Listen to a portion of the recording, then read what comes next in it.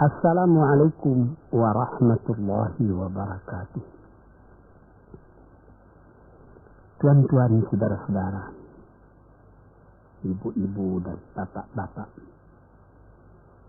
yang sudi mendengarkan keterangan agama yang saya berikan di dalam kaset ini. Moga-moga Tuhan melimpahkan, mengurniakan rahmat dan nikmat-Nya kepada kita semua.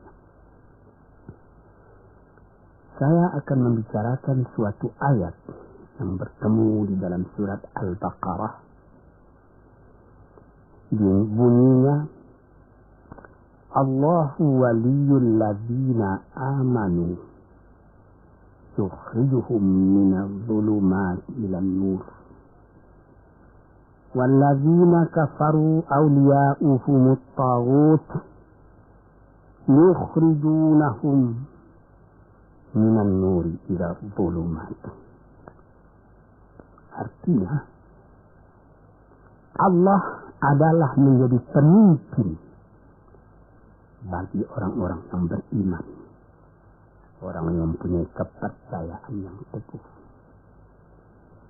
Dan Allah, apabila orang itu telah betul-betul menganggap Allah menjadi pemimpinnya, Allah pun menjamin mengeluarkannya daripada gelap gulita kepada terang benderang. Gelap gulita kebodohan kepada kecerdasan. Gelap gulita kehidupan tak tentu arah kepada tujuan yang sejati.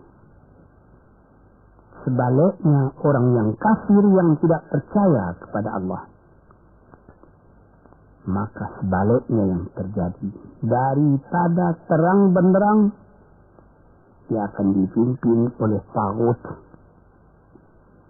oleh kekuasaan yang bukan bersandar kepada Allah, kekuasaan hanya dikendalikan oleh setan. Kekuasaan yang demikianlah yang akan mengeluarkannya daripada terang benderang kembali ke dalam gelap gulita. Oleh sebab itu, rohani manusia itu adalah melalui di antara gelap dan terang kehidupan itu, di antara terang dan gelap kehidupan. Kalau sekiranya jasmani kita, kalau sekiranya badan kita yang lahir ini diberi cahaya oleh matahari yang terbit di waktu pagi, yang terbenam di waktu sore, rohani kita pun diberi juga terang oleh suatu yang lebih terang dari matahari, yaitu petunjuk dan hidayat Tuhan. Di dalam Al-Quran, Tuhan memberikan bujukan, memberikan jiwa besar kepada orang-orang yang beriman. Tuhan bersabda, La tahinu wa la tahzanu wa antumul a'launa in kuntum mu'minin. Engkau ini adalah orang yang tinggi kalau engkau tetap memegang kepercayaan kepada Allah Subhanahu wa ta'ala. Di dalam perjuangan hidup di dunia ini, perjuangan antara yang hak dengan yang batil, antara gelap dengan terang, antara keyakinan dan keraguan, manusia berjalan di sekitar itu. Di kiri dan di kanan kita berjumpalah gelap dan terang. Maka diberilah pedoman manusia tadi. Apa pedoman? Walaupun bagaimana hebatnya, geloranya, tofannya, alim bubu, ombaknya dan gelombangnya kehidupan itu, manusia mesti teguh berpegang kepada iman. Sebab kehidupan di dunia itu menurut peraturannya ialah tidak ada yang tetap. Yang tetap itu ialah berubah. Berubah itulah ketetapan yang ada dalam dunia. Panas sangat terik, benar, nanti akan hujan. Hujan sangat lebat, benar, nanti akan panas. Di suatu tempat terjadi hujan yang lebat, berhari-hari timbul banjir. Iya, banjir itu tidak tiap hari, nanti dia kering lagi. Di laut demikian pula. Ada pasang naik, tergenang ke atas. Besok pagi air itu sudah kering lagi, surut pasang. Begitulah kehidupan di dunia itu. Itu harus kita yakini supaya kita jangan terombang-ambing dalam kehidupan itu. Kalau kita sudah mulai terombang-ambing, tahu-tahu walaupun bagaimana terangnya hari gelap timbul dalam jiwa kita sendiri. Walaupun tanah terik, kita berhujan. Hujan oleh keringat kita sendiri. Jadi yang penting di sini menjaga hati. Sampai Rasulullah Nabi kita Muhammad sallallahu alaihi wasallam, inna fil jasadi mudghatan. Di dalam tubuh manusia itu ada suatu bekuan darah.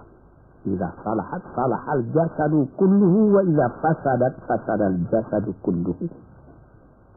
Kalau ini segumpal daging baik, seluruh badan jadi baik. Kalau dia rusak, seluruh badan jadi rusak. Apakah itu? Hati. Kendali terletak dalam hati kita.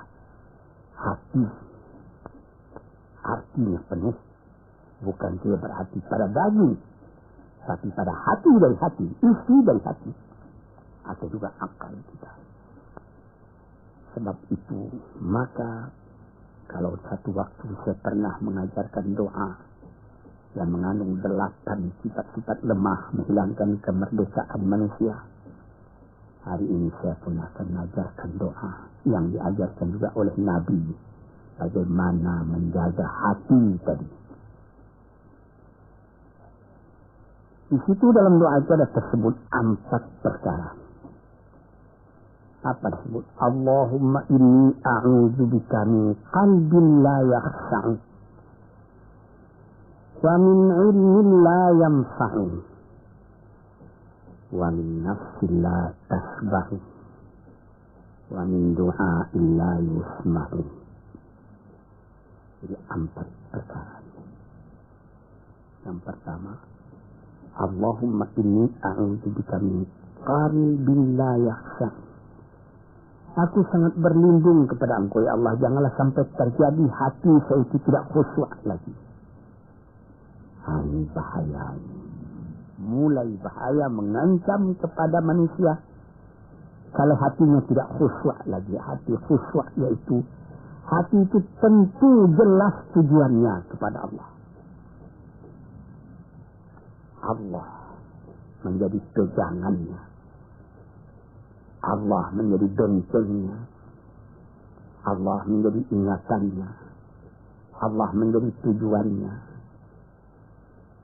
Dan kepada Allah dia kalau sembahyang menghadapkan diri, menghadapkan hati, maka permohonan kita yang pertama kepada Tuhan, ya Tuhanku, janganlah sampai hati saya ini tidak khusyuk lagi. Sebagai orang Islam, kita sembahyang 5 waktu. Di dalam Al-Quran dikatakan sembahyang itu ialah khusyuk, terpadu ingatan kepada Tuhan. Tapi kalau kita sudah hati itu sudah mulai ditumbuhi penyakit, walaupun sembahyang mulai ya Allahu Akbar, pikiran sudah menjalar kepada yang lain. Utang belum menerima, utang belum terbayar, makanan belum masak, macam-macam lah yang teringat. Padahal kita dalam sembahyang. Ini apa arti sembahyang tadi lagi? Ini sudah mulai berbahaya. Banyak orang yang tidak meninggalkan sembahyang, tapi tidak ada bekas dari sembahyang itu kepada kehidupannya. Di dalam sembahyang kita baca inna salati wa nusuki wa mahyaya wa mamati lillahi rabbil alamin. Sesungguhnya sembahyangku dan ibadatku dan hidupku dan matiku sama sekali terserah kepada Allah. Ini dibiasakan dalam hati, bukan cuma disebut di dalam mulut. Bagaimana dikatakan, bukan jadi lip service sebagai satu tangan untuk gosok-gosok mulut, bukan begitu. Yang dari hati. Kalau sudah dari hati yang khusyuk, ini berbekas kepada kehidupan. Aku tak takut menghadapi segala keadaan dalam hidup, sebab hatiku bertali dengan Tuhan. Dan Tuhan aku datang, kepada Tuhan aku akan kembali. Ini namanya hati yang khusyuk. Tapi kalau sekiranya bacaan tetap fasih, tapi tidak ada lagi dari hati, melainkan rutin saja. Bayang, waktu sehari semalam, tapi tidak merubah kepada perangai tandanya sembahyang tadi tidak khusyuk. Ini yang pertama kita minta kepada Tuhan. Janganlah sampai kita mempunyai hati yang tidak khusyuk, hati yang tidak teringat kepada Allah. Kalau hati tidak ingat lagi kepada Allah, maka segala pekerjaan yang terlarang sudah ringan saja kita mengerjakan. Menipu, berdusta, membujuk orang lain mengerjakan perbuatan yang salah, mencela, memaki, itu karena tidak ingat kepada Allah, cuma ingat kepada diri sendiri saja. Ini yang pertama. Yang kedua dikatakan, wa min ilmin la yanfa', dan aku berlindung kepada Engkau ya Allah daripada ilmu yang tidak memberi manfaat. Padahal disebutkan oleh ahli-ahli, ilmu yang memberi manfaat itu membawa manusia kepada iman. Al-ilmu yad'u ilal iman. Ilmu itu membawa manusia kepada iman.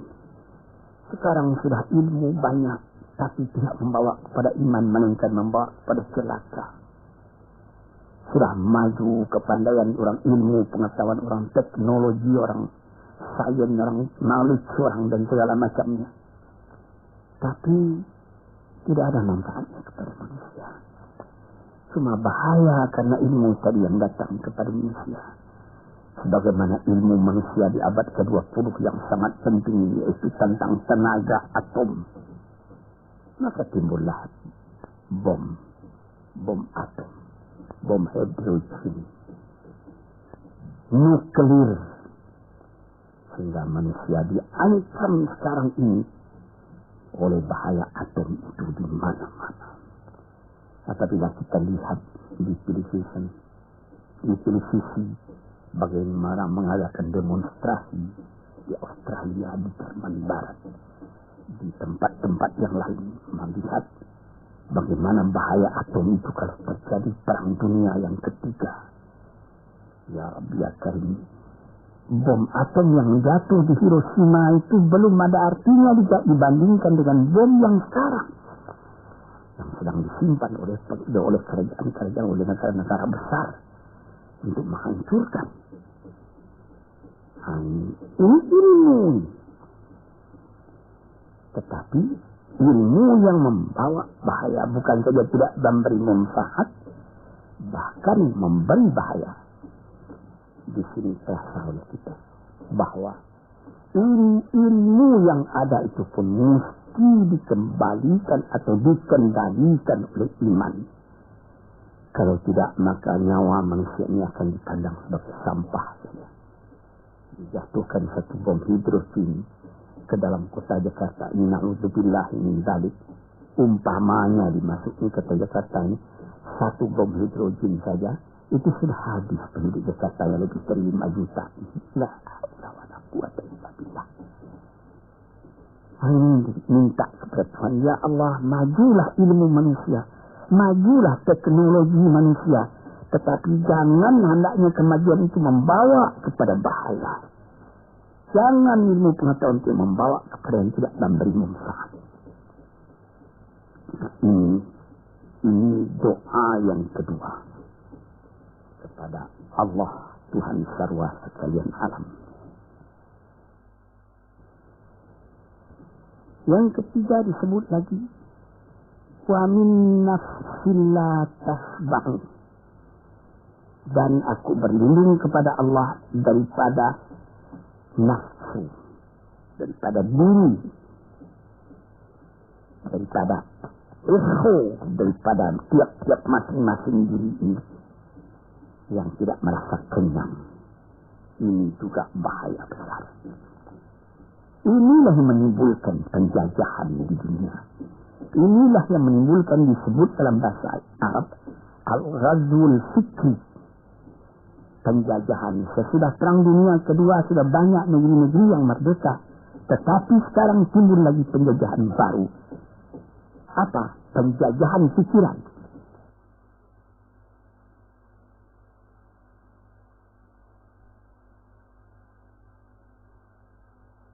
Sehingga bangsa yang merdeka tadi tidak merdeka lagi pikirannya. Dia merdeka di dalam meniru kepada bangsa yang lebih kuat. Itu namanya terjajah juga. Jadi tuan-tuan yang terhormat, apa pangkalnya ini? Daripada nafsu serakah manusia. Nafsu serakah manusia sebagaimana tersebut di dalam hadis. Lau kana libni adama wadiyan min zahabin labtagha salisan. Wa ma yamla'u jawf ibni adama illa turab. Kalau manusia itu mendapat suatu lembah yang penuh dengan kekayaan emas, suatu lembah, dia ingin supaya mendapat satu lembah lagi yang penuh juga dengan emas. Dapat 2 lembah, dia minta 3 lembah lagi yang penuh dengan iman. Nafsu manusia tidak pernah kenyang. Padahal akhirnya kalau dia sudah menutup mata, tidak ada yang akan memenuhi perutnya melainkan tanah. Saya teringat akan cerita yang disampaikan oleh Graf Leo Tolstoy, pujangga Rusia yang terkenal, bahwa orang yang tidak mempunyai nafsu yang kenyang itu, pada suatu hari katanya, ada satu orang kaya mempunyai tanah yang luas. Dia mengatakan kepada orang, boleh tuan-tuan mengambil tanah kepunyaan saya ini, berapa tuan suka, berapa tuan mau. Syaratnya cuma begini, sepanjang yang tuan berjalan dari timur ke barat, lantas sebelum matahari terbenam, tuan sampai kembali ke tempat tuan melangkah pertama tadi. Berapa saja tuan suka, boleh ambil tanah ini. Maka datanglah si tamak tadi. Tuan yang punya ahli tanah tadi mengatakan, bawalah bakal, jangan lapar di jalan nanti. Baik, dibawanya nasi sebungkus, dia berjalan, jalan. Dari pukul 7 pagi. Kalau diambil kekuatan, anaknya pukul 10 dia sudah makan, melangkah lagi beberapa ratus meter atau sekian, nanti boleh kekuatan buat kembali. Sehingga sebelum matahari terbenam, dia sudah sampai ke tempat dia menuju bermula. Tetapi orang bernafsu betul, dia minta sebanyak tanah yang didapatnya. Dibawanya nasi sebungkus, tapi dia tidak jalan di tengah jalan, tidak berhenti. Kan nanti berapa meter itu nanti kalau saya berhenti, tanah yang kurang buat saya. Dia terus berjalan. Dia tidak ingat bahwa kekuatan masa pergi yang lebih cepat dengan kekuatan masa pulang yang lambat itu dia tidak taksir. Dia berjalan, dia cepat-cepat. Sudah pukul 1 hari, sudah jauh perjalanan. Lantas nanti kembali. Kelemahan badan, kondisi dan situasi tidak sama lagi. Tidak secepat dia pergi dahulu lagi dia pulang kembali. Maka bukan pukul 7 dia sampai, atau pukul 5 sore tadi dia sampai ke tempat dia berjalan bermula, karena jalannya sudah lunglai, kaki sudah penat, badan sudah letih. Kira-kira baru pukul 2 dia tidak dapat berjalan lagi karena sudah lapar. Dia coba makan sedikit pun tidak bisa lagi seenak makan yang tadi. Habis makan pun dia berjalan lagi. Pukul 3 dia terhenti. Jauh lagi terus sampai tempat yang pertama. Menurut syarat yang diberikan oleh mempunyai tanah yang pertama, kalau engkau tidak sampai ke tempatmu yang pertama tadi sorenya, tanah ini tidak engkau dapat lagi semua. Memang tidak sampai dia. Pukul 4 dia berhenti berjalan, tidak kuat lagi. Mata sudah gelap. Akhirnya karena terlalu capek, terlalu penat, mati dia di tengah jalan. Berapa dia dapat tanah sekali lagi?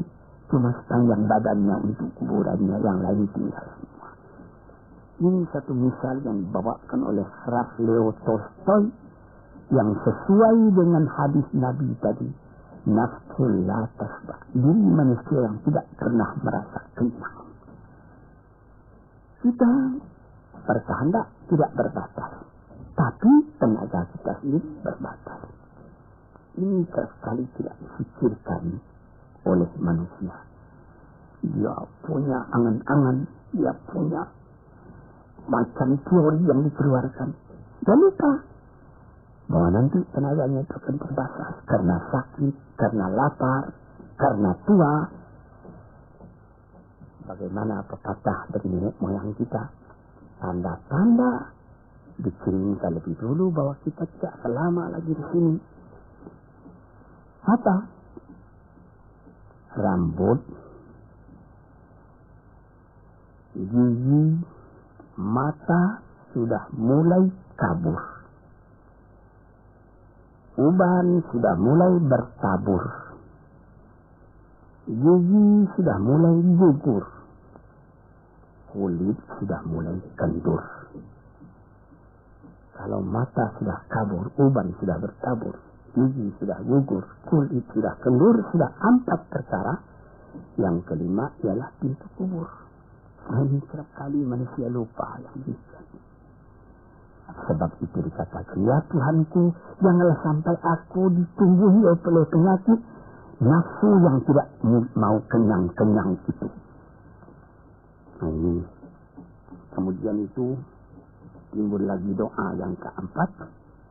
Disebutkan di situ, wa min du'a illa yusma'. Ini lebih berbahaya lagi. Ini sudah puncak dari bahaya. Apa artinya?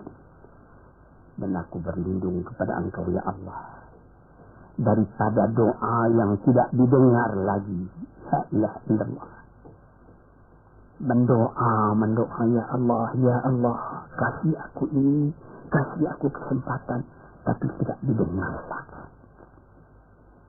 Tuan-tuan, para pendengar kaset yang tercinta, ada tersebut dalam hadis Nabi, wa malbasuhu haram, wa masrabuhu haram, wa huwa bil haram. Ya Rabb, fa'anna yustajabu lah. Asa, aghbara. Badan sudah penuh dengan kotoran, penuh debu. Yamudu ilaihi ila sama, menadahkan tangan keduanya ke langit. Ya Rabbu, ya Tuhanku, tolong aku, ya Allah, bela aku. Padahal yang dimakan haram, yang diminum haram, dibesarkan dengan yang haram. Sama yustajabulah. Dengan jalan apa Allah Ta'ala akan mengabulkan doa itu? Badan kotor menghadap kepada yang bersih, meminta diberi kebersihan. Bagaimana caranya? Tuan-tuan yang terhormat, pernah dalam Quran Tuhan mengatakan, la yanzuru ilaihi wa la yukallimuhum Allah wa la yanzuru ilaihi. Allah tak mau mengajak dia bercakap dan Allah tidak memandang kepada dia. Saya sendiri dengan segala kerendahan hati mengatakan bagaimana beratnya kita bertemu dengan seorang orang besar lalu dia mengulurkan tangan kepada kita. Tapi mata kita tidak dilihatnya. Sengsara rasanya. Bagaimana dengan Tuhan kalau Tuhan tak mau melihat kita? Nah, sebab itu, para pembaca, pendengar kaset yang tercinta, berdoalah kepada Tuhan supaya hati kita selalu terbuka. Jangan sampai kita mempunyai hati yang tidak khusyuk, ilmu yang tidak memberi manfaat, jiwa yang tidak pernah kenyang, dan doa yang tidak didengar. Ya Allah, dengarkan doa kami dan tunjukkan kepada kami jalan yang benar dan berikan terang dalam kehidupan ini. Yang keempat ialah wa min du'ailla yusma.